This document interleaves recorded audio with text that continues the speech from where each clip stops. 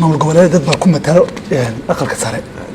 maxaa diiday marka yani cabashada ama waxa ay ka tabanayaan dawladda federaalka inay adinka idin soo marsiiyaan adinkana marka dawladda aad kala hadashaan dawladda federaalka aad kala hadashaan halka ayagoo meelahooda joogo ay leeyihiin dawladda federaalka sidaa bay yeeshay cabasho toos ah media la isku marinaya yani adinkii marka meesha sawir kuma tihiin dad ba idin keensaday ayaga idinku matala haddaan idin ku tixgelinaynin marka yani soo ma moodid in shaqadii senatarada aqalka sare ayaga laftirkooda ay sawir ahaan meesha iskaga fadhiyaan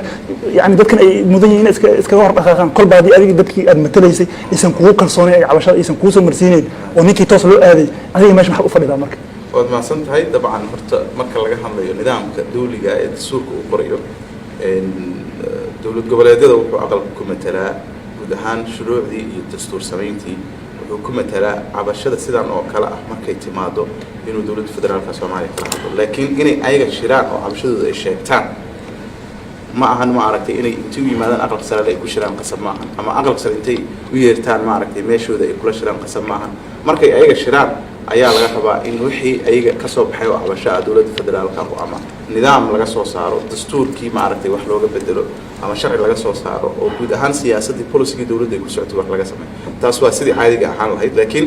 xaqiiqada hadda jirta waxa dareemaysaa xaqiiqada jira aqalka sare si sax ah u matala dawlad goboleedyada aniga hadda waqti xaadirkan waxaan dhihi karaa dhowr siyaabood dartood uma matalo oo waxaan u matalay number 1 in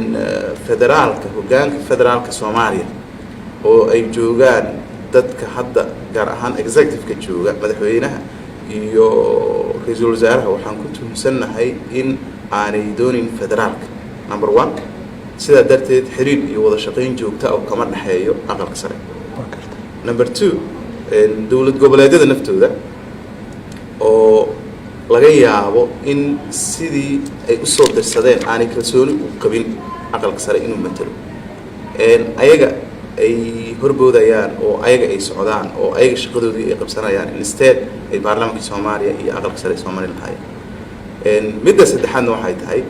capacity-ga iyo awoodda uu aqalka sare naftiisu leeyahay inuu federaalkii iyo dawlad goboleedyadii isu keeno dhexdhexaadiyo وإنستيوشن عصب وهي عصب وحلاقيها بكرتي معمولات كرتي سياسات إنه نقولها هنا سجن نفتيس تاسوا عن قرانينا وهي عصب ما دام أيتها فدرالية لكن وح عن حضن الدولة الماذا إنا برنا وعن لقب سنة أي كم من نقول يساعيو